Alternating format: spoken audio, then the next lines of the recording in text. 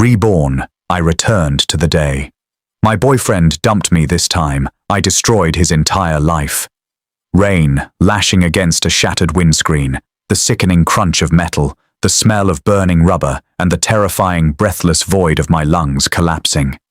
That was the absolute last thing I remembered before the darkness swallowed me whole, dying as a pathetic, broken 32-year-old woman who had squandered her entire youth, her finances, and her dignity on a man who left her with nothing but crushing debt. I died a spectacular failure, but when my eyes snapped open, there were no flashing ambulance lights or twisted steel.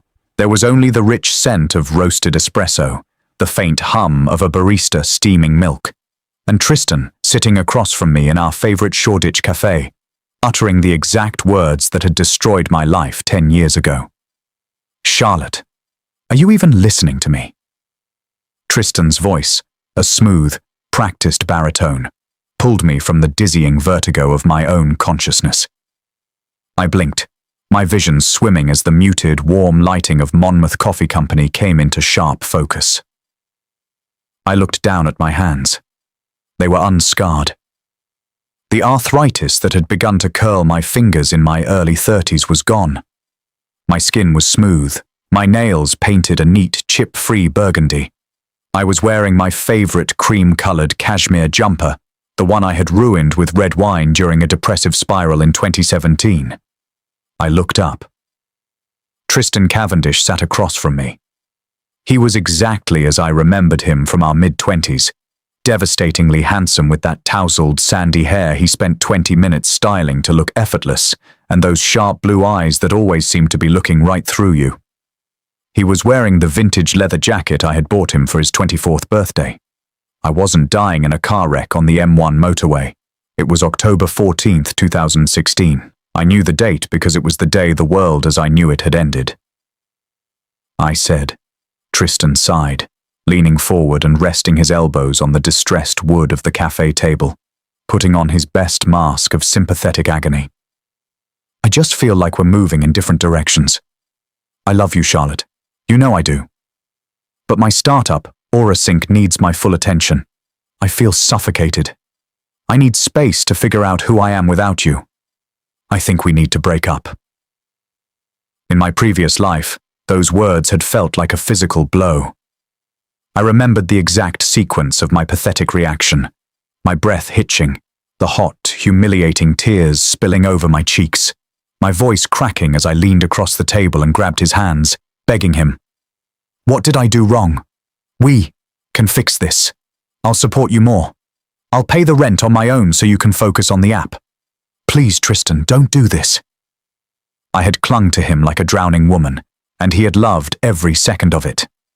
He had soaked in my desperation, feeding his narcissism, letting me lower myself until I was nothing but a doormat. We had stayed together in a toxic on and off cycle for 3 more years. 3 years of him bleeding my savings dry to fund his failing business, while secretly sleeping with his co-founder, Camilla Sterling. By the time he finally left me for good, I had $50,000 in debt, a ruined credit score, and a hollowed-out soul that ultimately led to the reckless, distracted driving that caused my fatal crash. I stared at his face. The expectant pause hung in the air. He was waiting for the tears. He had his speech ready, the gentle letdown, the gaslighting, the soft reassurances that he just needed time, and that maybe someday we would find our way back to each other. Instead of crying, a strange, bubbling sensation rose in my chest. It was light. It was effervescent. It was absolute, unadulterated freedom. I smiled. Not a bitter, tightly wound smile, but a bright, genuine, teeth-baring beam. Tristan's brow furrowed. The empathetic, pained expression on his face faltered, replaced by a flicker of genuine confusion. "Charlotte? Okay," I said. My voice was clear, ringing with a confidence I hadn't possessed in a decade. He blinked, leaning back slightly as if I had just spoken to him in a foreign language. "Okay? What do you mean?" "Okay, I mean I agree," I said, reaching for my handbag. I pulled out a crisp £10 note, and laid it on the table to cover my £4.50 flat white. You're absolutely right. Tristan, we are moving in different directions. You need space. And honestly, I do too. This is a great decision. The silence that followed was deafening. The ambient noise of the coffee shop seemed to fade into the background. Tristan stared at me, his jaw slightly slack. This was not the script. He had spent hours rehearsing his role as the reluctant, heartbroken initiator of the breakup, and I was supposed to play the devastated, clinging girlfriend. You agree? He stammered, his ego audibly bruising. Just like that? 3 years together? And you're just saying okay? You just spent 5 minutes explaining why we aren't working, I said, slinging my leather tote over my shoulder. Why would I fight to keep someone who just told me I suffocate him? It makes perfect sense. Honestly. It's a relief. A relief? The word hit him like a physical slap. His face flushed, a mottled red creeping up his neck. A relief? Charlotte, what the hell is that supposed to mean? It means I hope Aurasync takes off, Tristan, I said. Standing up, I looked down at him, feeling 10 feet tall. I wasn't the broken girl anymore. I had the memories, the pain, and the ultimate clarity of a 32-year-old woman who had literally died to escape this man. I really do have a good life. I didn't wait for his response. I turned on my heel and walked toward the exit. The bell above the glass door chimed brightly as I stepped out into the crisp, rain-washed London air. I took a deep breath, filling my lungs with the scent of wet pavement and damp brick. I was alive. I was 22 again, and I was finally free. The walk back to our shared flat in Islington felt like a victory lap. In my past life, I had stumbled down these very pavements blinded by tears, dry heaving in an alleyway near Upper Street, because the anxiety was eating my stomach lining. Today, my stride was brisk and purposeful. We lived in a sleek, overpriced, one-bedroom loft. I say we, but the lease was in my name. And I paid 70% of the rent using my entry-level salary as a junior strategist at Selfridge's corporate headquarters, plus whatever freelance copywriting gigs I could scrounge up on the weekends. Tristan contributed occasionally, whenever his trust fund replenished, or a sympathetic investor threw him a bone. I unlocked the door and stepped inside. The flat was a monument to his ego. His expensive road bike mounted on the wall, his dual-monitor gaming setup taking up half the living room, his designer shoes kicked off carelessly by the entryway. I checked my watch. 2:15 p.m. Tristan was a creature of habit and pride. He would likely sit at the cafe for another hour, nursing his bruised ego and texting Camilla to complain about how cold and unfeeling I was, fishing for her validation. That gave me exactly the window I needed. I walked into the kitchen, opened the utility cupboard, and pulled out a roll of heavy-duty black bin bags. In my first life, I had let him stay in the flat for 3 months post-breakup, because he claimed he had nowhere else to go. We had slept in the same bed, not touching, while he slowly drained my sanity and checked his phone at 2 a.m. Not this time. I started in the bedroom. I opened Clear's throat, his side of the wardrobe, and began tossing things into the bags. I didn't care about folding. T-shirts, jeans, hoodies, the expensive Tom Ford cologne I had bought him for our anniversary, everything went into the plastic abyss. When I got to his bedside table, I opened the bottom drawer. My hand hesitated over a stack of old magazines. I remembered this drawer. Premion. In my past life, 2 months after the breakup, while desperately searching for a phone charger, I had found a velvet jeweler's box hidden beneath these magazines. Inside was a £2,000 tennis bracelet. Not for me, for Camilla. The receipt dated it 2 weeks before he broke up with me. It was the discovery that had finally triggered my first nervous breakdown. I slid my hand under the magazines. My fingers brushed the soft velvet. I pulled it out, opened it to verify the glittering diamonds were there, and let out a dry, humorless laugh. Instead of collapsing in tears, I tossed the box right into the bin bag along with his socks. I dragged them, one by one, to the front door, lining them up like soldiers. I unplugged his gaming PC, bundled the cables, and set the monitors on top of the bags. Just as I was hauling his precious 3,000 pounds road bike off the wall mount, I heard the Yale lock click. The door swung open, hitting the first black bag with a dull thud. Tristan pushed his way in, his face a storm cloud of indignation. He stopped dead in his tracks, his eyes darting from the barricade of bin bags to his detached monitors, and finally to me holding his bike. "What the hell is this?" he demanded, his voice echoing in the sudden emptiness of the loft. "I'm packing your things," I said calmly, leaning the bike against the wall. "Since we're broken up, it doesn't make sense for you to live here anymore. Are you insane?" He stepped over a bag, his hands running through his hair. "I just broke up with you an hour ago. You can't just kick me out on the street." "I'm not kicking you out on the street," I corrected him, crossing my arms. "You can call your parents in Richmond, or you can go stay with Camilla. I'm sure she has room." He froze. The mention of Camilla's name was a wild card he hadn't prepared for. His eyes widened slightly, the pupils contracting. "What does Camilla have to do with this?" "She's my co-founder." "I'm my co-founder. Tristan, save the act," I said, my voice dropping to a low, icy register. "I know about the tennis bracelet in your bedside table. I know about the late-night strategy sessions at her place. I know exactly who you are." His jaw dropped. The suave, controlling man I had feared for years suddenly looked like a terrified little boy caught with his hand in the biscuit tin. He opened his mouth to lie, to spin a web of gaslighting, but the absolute certainty in my eyes silenced him. "You wanted space," I whispered, stepping right into his personal space, refusing to back down. "You have all the space in the world now. The lease is in my name. You have 30 minutes to get these bags out of my hallway before I call the building manager and have them dragged to the communal bins.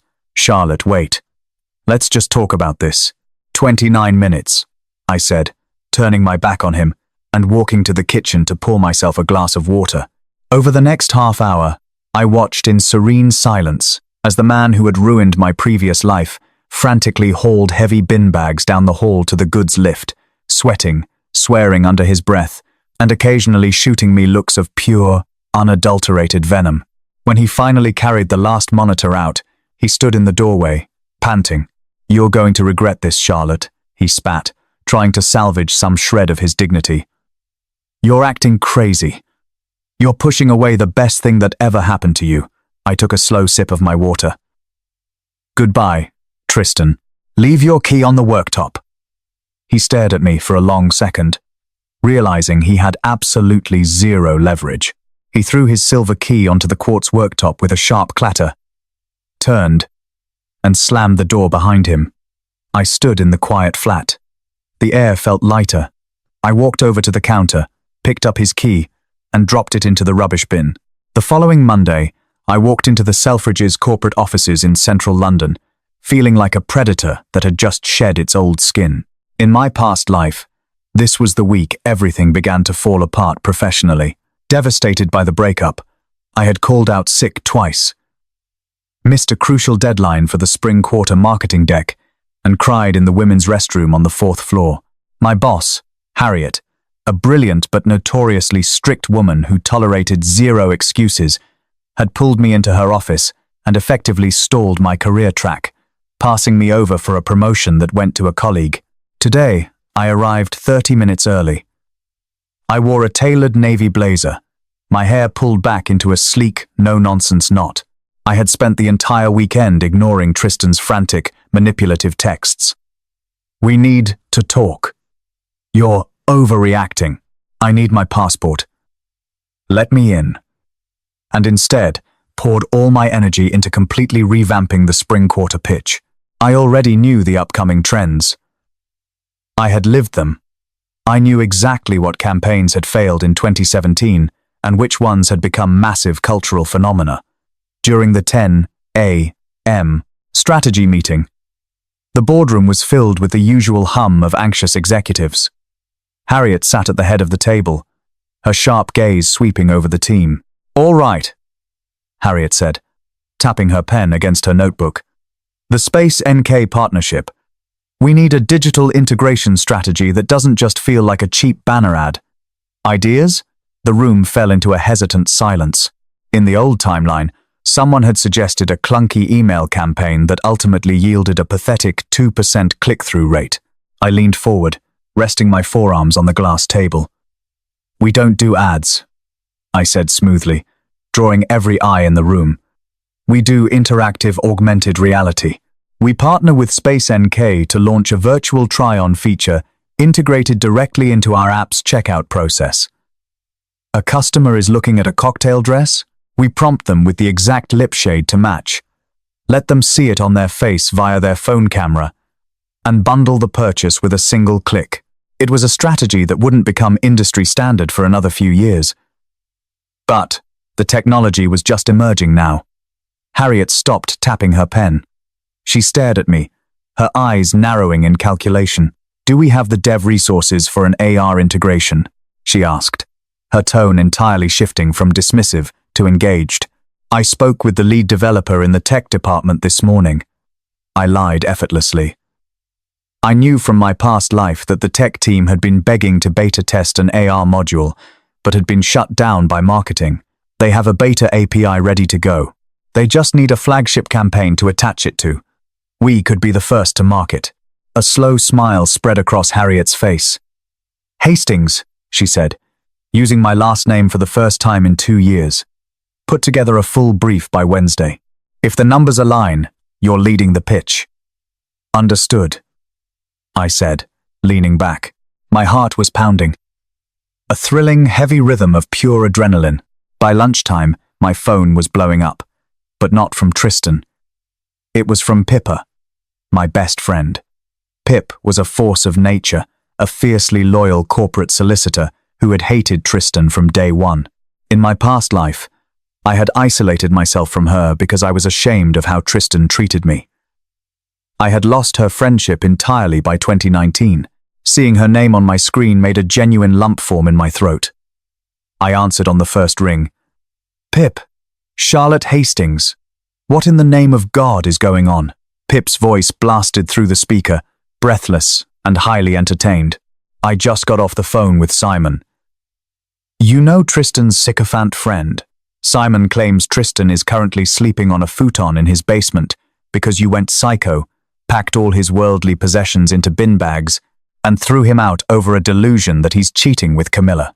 I laughed out loud, leaning against the glass wall of the break room, overlooking the London skyline. It wasn't a delusion, Pip. I found the receipt for a £2,000 tennis bracelet, and yes, I packed his trash in bin bags. Pip went dead silent for 2 seconds, before letting out a shriek of absolute delight. You're kidding. You actually kicked that leech to the curb. Charlotte, I could cry. I am literally tearing up in my office right now. I thought you were going to marry that loser. And I was going to have to object at the wedding. The leech has been salted, I said, smiling so hard my cheeks hurt. I'm completely done, Pip. Actually done. Drinks tonight. My treat. We are celebrating your liberation, she declared. I'd love that, I said. Meet me at Aquashard at 7.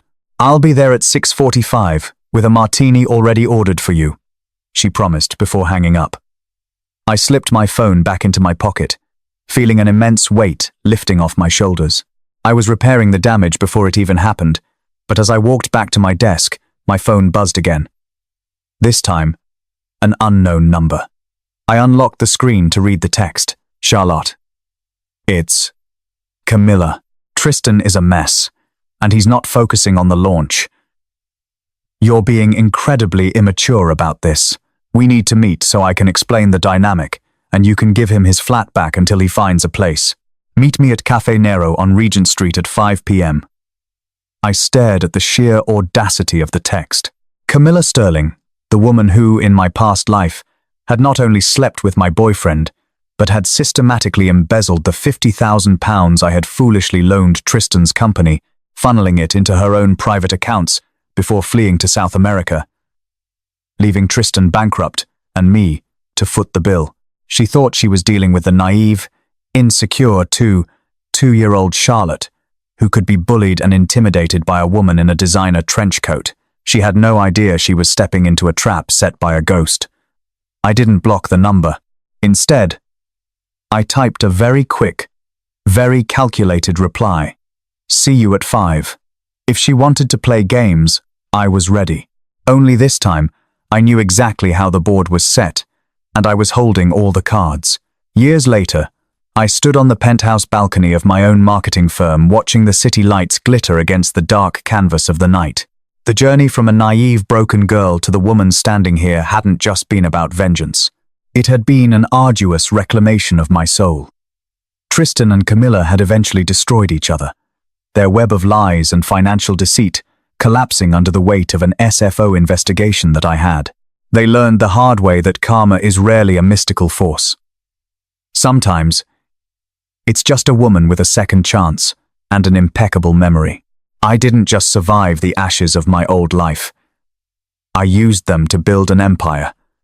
I inhaled the cool evening air, turned my back on the past, and walked back inside, finally at peace. I am glad you are enjoying this narrative.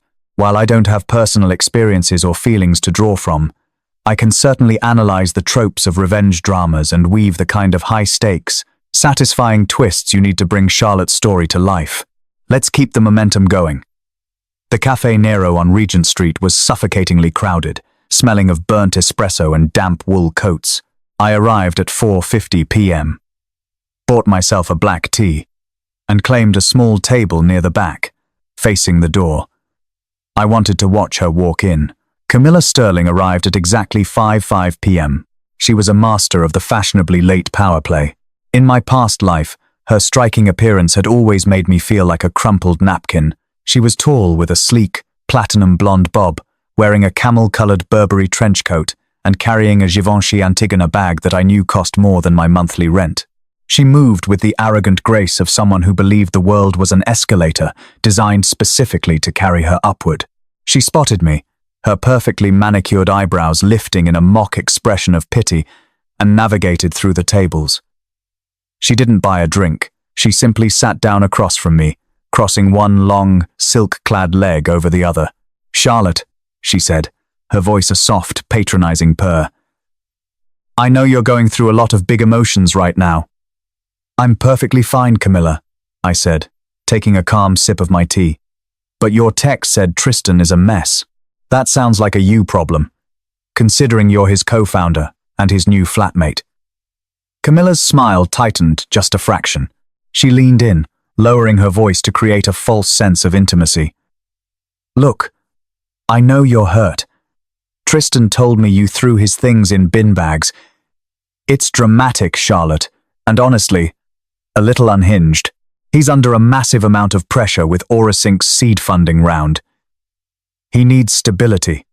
As his partner, I can't have him sleeping on a futon at Simon's house because you threw a tantrum. You want me to take him back?"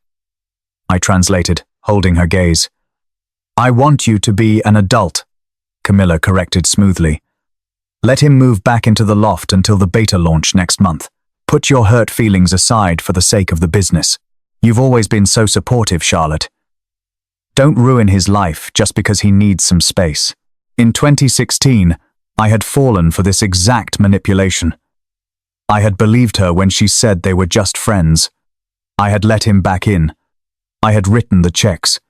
I set my tea down. "Camilla, let's stop playing this game. It's insulting my intelligence, and frankly, it's boring." She blinked, her patronizing mask slipping to reveal a flash of genuine annoyance. "Excuse me? You and Tristan have been sleeping together since the tech mixer in August," I said, keeping my voice entirely conversational as if we were discussing the weather. "He bought you a £2,000 diamond tennis bracelet at Mappin and Webb on the 12th of last month. It's quite lovely, by the way. I found it in his bedside table." Camilla froze. The color rapidly drained from her pristine, contoured face. She opened her mouth, but no sound came out. "But that's not even the interesting part," I continued, leaning forward, invading her space just as she had tried to invade mine. What's really fascinating is how you're funding this little startup of yours. You're currently courting Alistair Harrington for a £400,000 seed investment, right? Her eyes widened. Harrington was a notoriously ruthless angel investor in the London tech scene. How I knew his name was clearly terrifying her. Does Alistair know? I whispered, my voice dropping to a lethal calm. About the Isle of Man shell company you set up last month? The one you've already started funneling Tristan's family's initial 40 grand investment into. What was the name? Sterling Holdings? It was a total gamble. In my past life, the SFO hadn't uncovered Sterling Holdings until 2019 when Camilla tried to flee to Zurich. I was betting that the shell company had already been established in 2016, right before the major seed round. Judging by the way Camilla looked like she was about to vomit into her Givenchy bag, my gamble had paid off spectacularly. I don't know what you're talking about, she stammered, her voice trembling. The suave, untouchable tech girl persona had completely shattered. You're a parasite, Camilla, I said, standing up and smoothing out my blazer. You're bleeding Tristan dry, and you thought you could use me to house and feed him while you steal the company out from under him. Well, he's all yours now. But if you ever text my phone again, or if Tristan so much as sets foot in the lobby of my flat building, I will email Alistair Harrington the routing numbers for Sterling Holdings. Are we clear? She didn't answer. She couldn't. She just stared at me, her chest heaving in shallow, panicked breaths. I'll take that as a yes, I said. Enjoy the futon. I walked out of the Café Nero into the rain, leaving my half-empty tea on the table. My hands were shaking, but not from fear. It was the purest, most intoxicating rush of power I had ever felt. Tuesday morning, I took 3 hours of personal time from Selfridges and walked into the grand, marble-floored lobby of Barclays Bank on Piccadilly. This was the unglamorous administrative part of vengeance, but it was arguably the most vital. In my first life, my financial ruin hadn't happened overnight. It was the death of 1,000 cuts. A shared credit card here, a guarantor on a car loan there, and eventually, the devastating £50,000 bridge loan I took out to save Aurasync from bankruptcy, a loan I had secured against my own ISA savings. I sat down in the plush leather chair across from a personal banker named Arthur. How can I help you today, Miss Hastings? He asked, fingers hovering over his keyboard. I need to make several immediate changes to my accounts, I said, sliding my ID across the desk. First, I have an Amex Platinum credit card. I need to remove the authorized user, Tristan Cavendish, immediately. Then, I need to report the current card as compromised and have a new one issued with a different number. Arthur clicked his mouse a few times. Of course, removing Mr. Cavendish now, and we will overnight the new card to your address on file. Anything else? Yes. We have a joint current account. It currently has £4,000 in it, money that I had deposited from my last 2 paychecks to cover rent and utilities. I want to withdraw the entire balance in a banker's draft made out to me, and I want my name removed from that account. Since you are a primary account holder, you can withdraw the funds, Arthur explained smoothly. However, to close the joint account entirely, both parties usually need to be present. I don't care if the account stays open, I replied. I just want my name off it, and I want the money that I deposited. He can have the empty account. It took 45 minutes of paperwork, but by the time I walked out of the bank, the financial umbilical cord was officially severed. I had secured my assets. The immediate fallout was glorious, and it happened precisely at 1:15 p.m. while I was eating a salad at my desk. My phone vibrated. The caller ID flashed Tristan's name. I let it go to voicemail. 2 minutes later, it rang again. Then a third time. Finally, I answered, putting him on speakerphone while I typed an email to Harriet. Hello? Charlotte. What the hell is going on? Tristan's voice was frantic, pitched high with a mixture of rage and profound embarrassment. There was background noise, the clinking of silverware, soft jazz music. He was at a restaurant. A nice one. I'm at work, Tristan. Make it quick, I said, taking a bite of a cherry tomato. I am currently standing at the front desk of Hawksmoor. He hissed, trying to keep his voice down but failing miserably. I just took Alistair Harrington and 2 other investors out for a preliminary lunch to discuss the seed round. I handed the waiter the Amex card, and it was declined. The waiter actually cut it up in front of me. He said the primary account holder reported it stolen. I smiled, my fingers flying across the keyboard. Yes, I removed you as an authorized user this morning.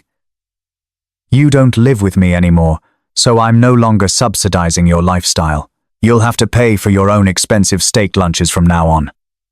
Charlotte, are you out of your mind? He whisper-shouted, pure panic setting in. The bill is £350. All my liquid cash is tied up in the AuraSync development accounts. I don't have another card on me. You have to wire me money right now, or I'm going to look like a complete fraud in front of Harrington. That sounds like a terrible position to be in, I said, my tone dripping with false sympathy. She seems to have plenty of hidden resources. There was a dead, suffocating silence on the other end of the line. The mention of Camilla's resources clearly struck a nerve, proving that my threat at the cafe had already caused a rift between them. Charlotte, please. His voice cracked, the arrogance finally shattering into desperation. Just transfer the money to the joint account. I'll pay you back tomorrow. If Harrington sees I can't even cover lunch, he'll pull out of the deal. My whole life is riding on this. I leaned back in my ergonomic office chair, staring out at the London skyline.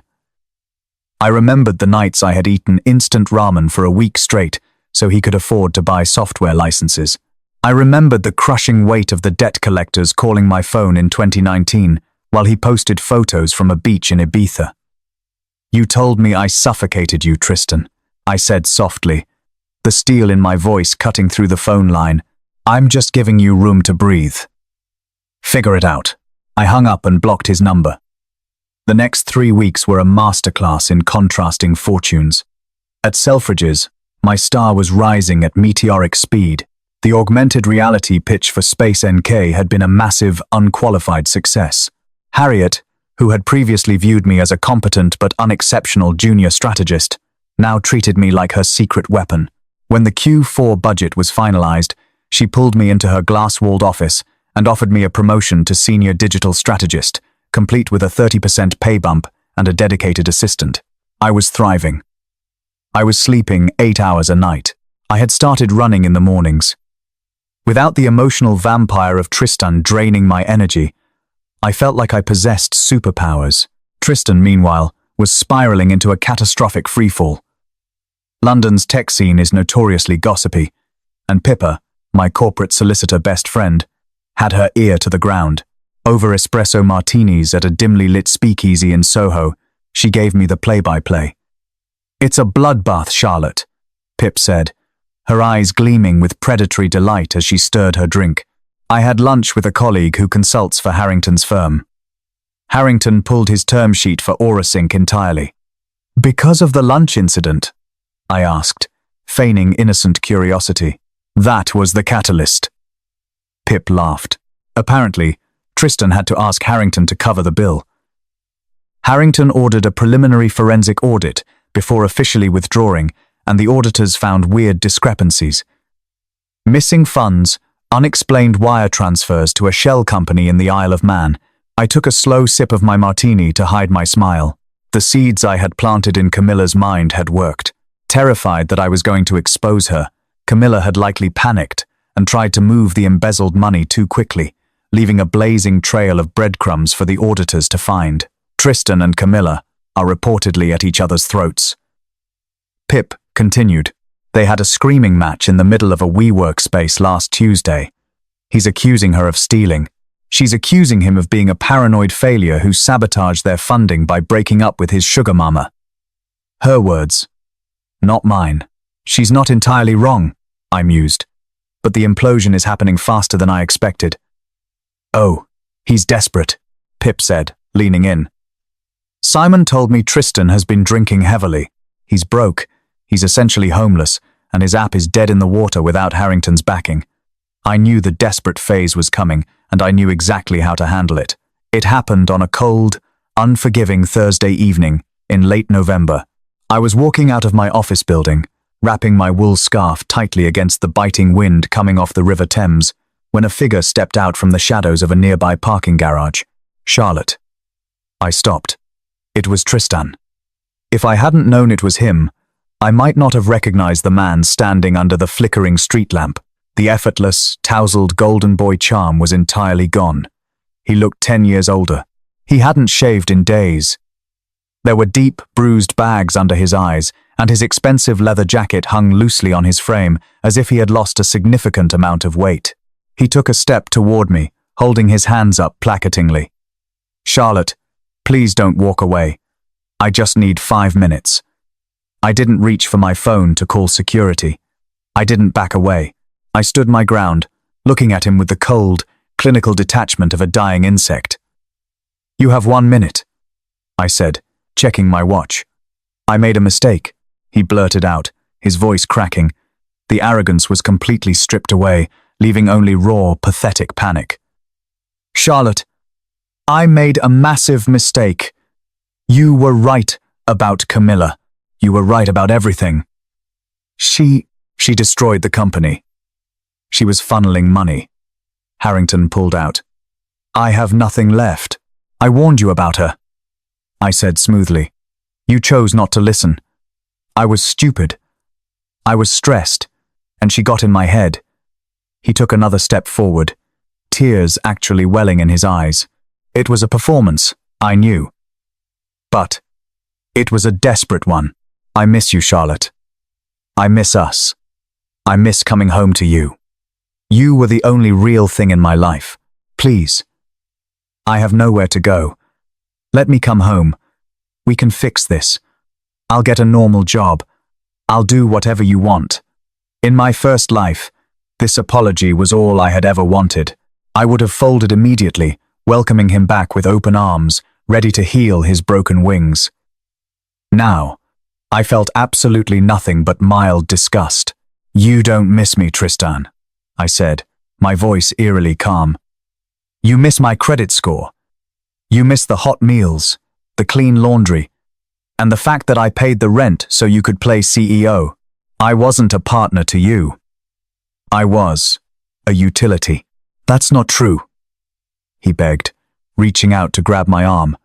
I stepped back, my eyes flashing with a sudden, terrifying intensity that froze him in his tracks. "Do not touch me." He dropped his hand, swallowing hard. "Our relationship is dead," I told him, enunciating every word with crystal clarity. "It died the second you sat across from me at the cafe and told me I was suffocating you.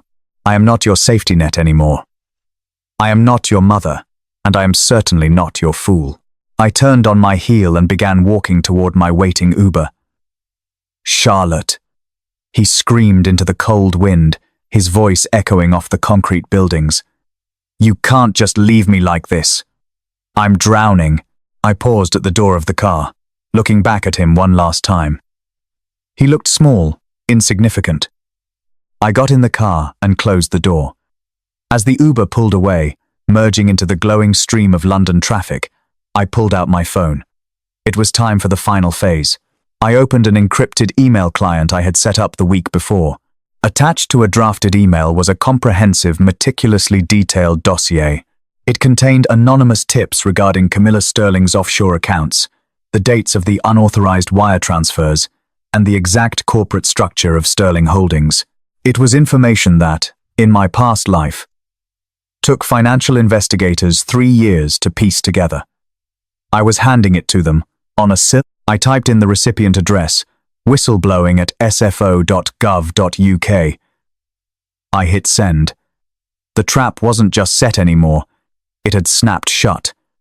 Winter in London has a way of seeping into your bones. The skies turn a permanent bruised shade of slate grey, and the damp cold feels inescapable. But in December of 2016, my flat was a warm, brightly lit sanctuary.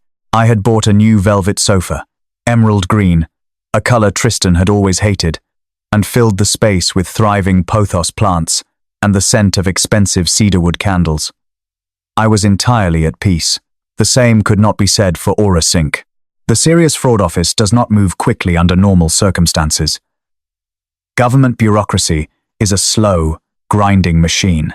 However, when a government agency receives an anonymous, perfectly catalogued dossier containing bank routing numbers, dates of unauthorized wire transfers, Isle of Man registration documents, and a neat bow tying it all to an ongoing seed funding fraud, the machine suddenly finds its highest gear. The news broke on a Tuesday in late January. I was sitting at my desk reviewing the final beta testing metrics for the Space NK AR integration when Pippa sent me a link to an article in the Financial Times. The headline read, "London tech startup Aurasync raided by authorities amidst embezzlement allegations. Founders detained." I clicked the link, my heart maintaining a steady, calm rhythm.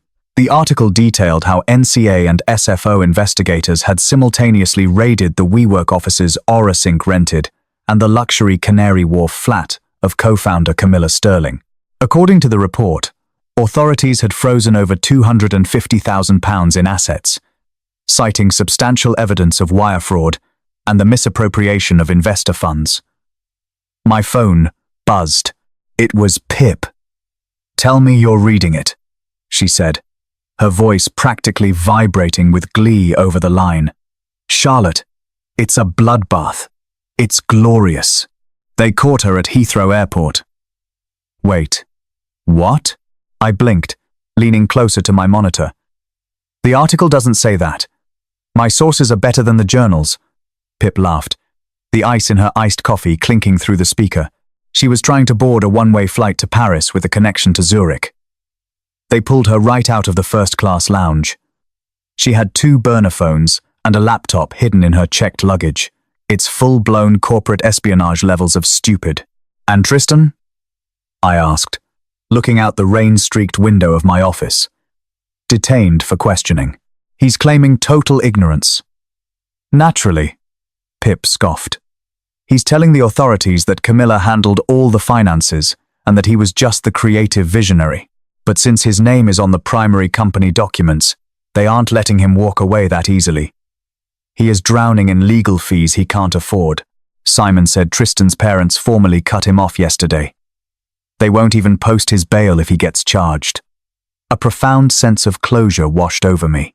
In my previous life, Tristan's parents, wealthy, aloof socialites from Richmond, had blamed me for their son's financial ruin, claiming I had distracted him from his potential. Now, faced with the undeniable reality of corporate fraud, they had finally seen the parasitic nature of their own son and slammed the door shut. 2 days later, the reality of the investigation knocked on my own door. Or rather, my office door. Harriet called me into her office just before lunch. One held a notepad, the other held a badge. "Miss Hastings," the older of the two said, standing up. "I'm Detective Inspector Miller, NCA Economic Crime Command. We apologize for the interruption, but we need to ask you a few questions regarding your past financial associations with Tristan Cavendish and Aurasync. In my old life, I would have burst into tears of sheer panic, assuming I was going down with the ship. Today, I simply nodded, adjusted the cuffs of my silk blouse, and took a seat. "Of course, Inspector Miller. How can I help you?" I asked politely. For the next 45 minutes, they grilled me. They asked about the £40,000 loan I had allegedly taken out for the company. "I never took out a loan for Aurasync," I replied calmly, sliding a neat folder of my own banking records across the table. "As you can see from these statements, my finances have been completely separate from Mr. Cavendish since October 14th of last year. I removed him as an authorized user on all my accounts and closed our joint current account. I have zero equity in his company, and I have never signed a loan document on his behalf." Inspector Miller reviewed the documents, his severe expression softening into mild surprise. "You timed this remarkably well, Miss Hastings. You severed financial ties just weeks before the bulk of the embezzled funds were moved offshore by Miss Sterling. I broke up with him, because I suspected he was having an affair with Miss Sterling." I lied smoothly, offering a perfectly practiced, slightly pained smile. I wanted a clean break. Whatever they did with their business after I kicked him out of my flat is entirely their problem. Miller exchanged a look with his partner. They had nothing on me. I was just a scorned ex-girlfriend who had smartly protected her assets. They thanked me for my time and left the building. When the door clicked shut, Harriet looked at me over the rim of her reading glasses. "Well," she said dryly. "That was dramatic. I apologize for the disruption, Harriet," I said, standing up. "Don't apologize. You handled them perfectly," she said, waving a hand dismissively. "Just make sure your name stays out of the papers. We have the Space NK launch gala in 3 weeks, and you are the face of the digital strategy. I don't want any negative press ruining our cycle. You have my word," I promised. I walked out of her office, feeling invincible. The ghost of my past had tried to reach out and grab my ankle, but I had kicked it back into the abyss. The Selfridge's Spring Launch Gala was held in mid-March at the Sky Garden, right beneath the shadow of the walkie-talkie building. It was a dazzling, high society affair. The glass windows glowed over the London lights, and waiters drifted through the crowd, carrying trays of champagne and caviar blinis. I wore a floor-length, midnight blue gown that fit like liquid armor. As the senior digital strategist, I had just spent 20 minutes on a small stage demonstrating the AR try-on feature to a crowd of executives, influencers, and tech journalists. The applause had been deafening. The Space NK reps were ecstatic. I retreated to a quiet, dimly lit alcove near the back of the glasshouse to catch my breath and sip a glass of sparkling water. The adrenaline was still humming in my veins. I had done it. I had rebuilt my career from the ashes of a timeline that no longer existed. "You look beautiful." The voice was ragged, desperate, and terrifyingly familiar. I stiffened, slowly turning around. Tristan stepped out from behind a massive tropical planter. If the street lamp encounter in November had been pathetic, this was downright horrifying. He was a ghost of a ghost. He wore a wrinkled suit that looked like he had slept in it. His eyes were bloodshot, darting around the room with manic, paranoid energy. He smelled faintly of stale whiskey and sheer terror. He had clearly bribed or snuck his way past the catering security entrance. "Tristan," I said, my voice completely flat, betraying none of the shock I felt. "You are trespassing. If you take one more step toward me, I will scream, and the 4 security guards stationed at the entrance will tackle you through that glass wall." He stopped, holding his hands up in a placating gesture, though his fingers were trembling violently. "I just need to talk to you, Charlotte. Please. You're the only one who will listen. Everyone else has blocked my numbers. For good reason. You're under a criminal indictment," I reminded him coldly. "It's Camilla," he hissed, taking a frantic half-step forward before catching himself. "She took a plea deal, Charlotte. My lawyer just told me this afternoon. She took a deal. She's turning King's evidence against me. She fabricated documents. She forged my signature on the wire transfers to Sterling Holdings. She's telling the authorities that I was the mastermind, that I forced her to move the money to hide it from you and my parents."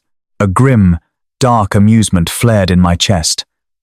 There is no loyalty among thieves. When backed into a corner, the viper will always bite whatever is closest. Camilla was sacrificing him to save herself from a decade in prison. "That sounds like a complex legal issue, Tristan," I said, checking my watch. "You should probably be discussing this with your solicitor, not your ex-girlfriend. My solicitor quit because I can't pay his retainer." Tristan's voice cracked, a tear finally spilling over his haggard cheek. He looked completely, utterly broken. The grand illusion of his superiority was shattered. "Charlotte, I am going to prison.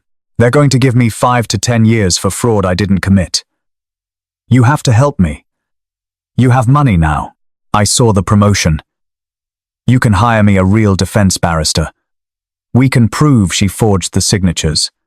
I stared at him. The sheer, unadulterated audacity of this man defied all logic. Even now, facing the total annihilation of his life, his default instinct was to look at me and see a wallet. an endless well of resources meant to fix his mistakes. "Tristan," I said softly, stepping closer to him. The fear of him that had dictated my 20s was completely gone.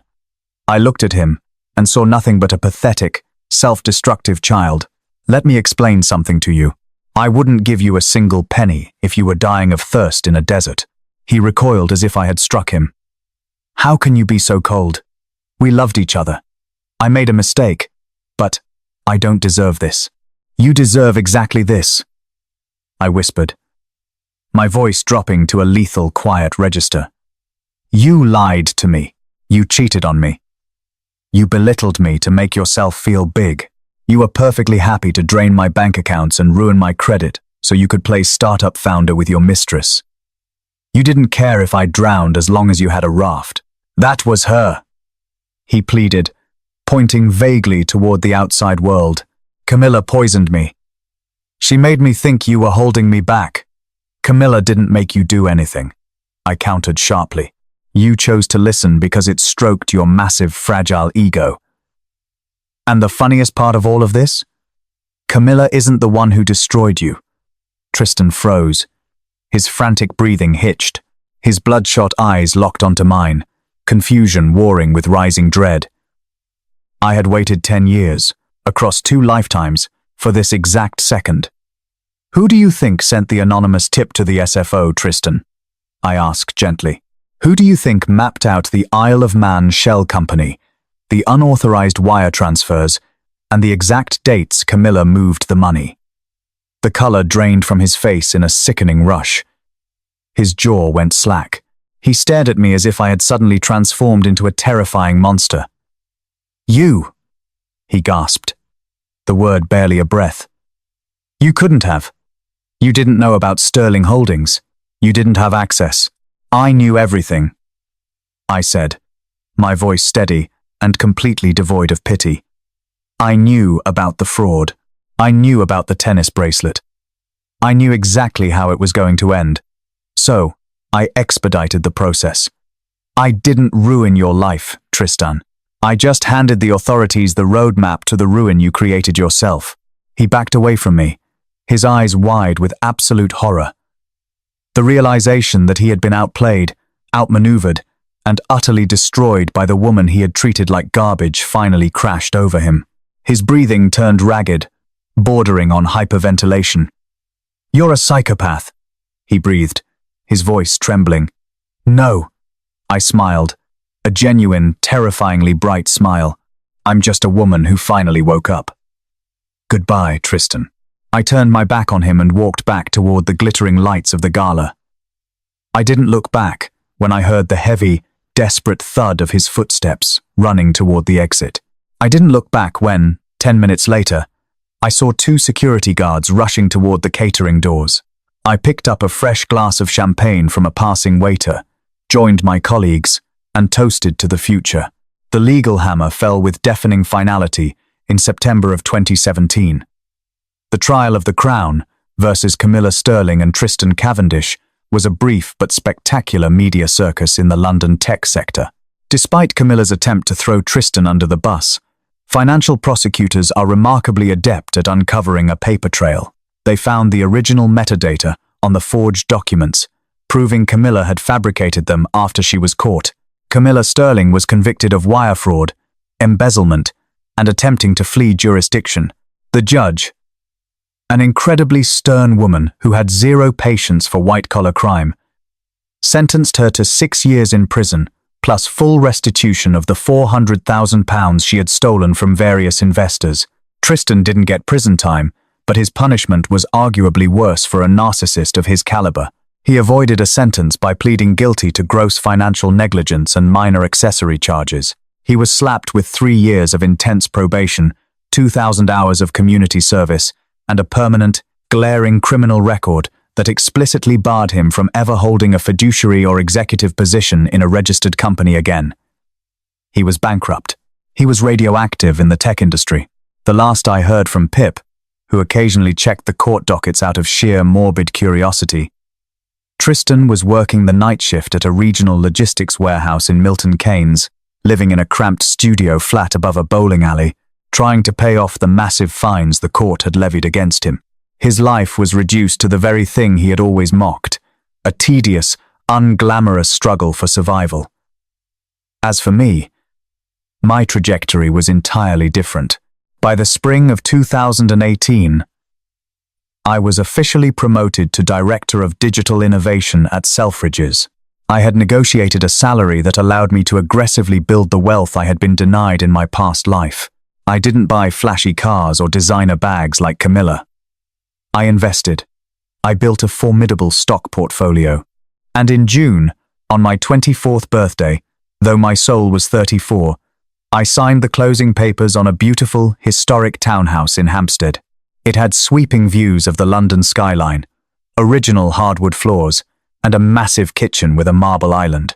The day I moved in, Pippa came over with 2 bottles of vintage Veuve Clicquot and a housewarming gift. A stunning framed piece of modern art to hang in my new living room.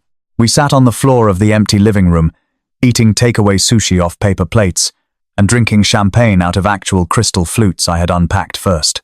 The late afternoon sun poured through the massive bay windows, bathing the room in a warm golden glow.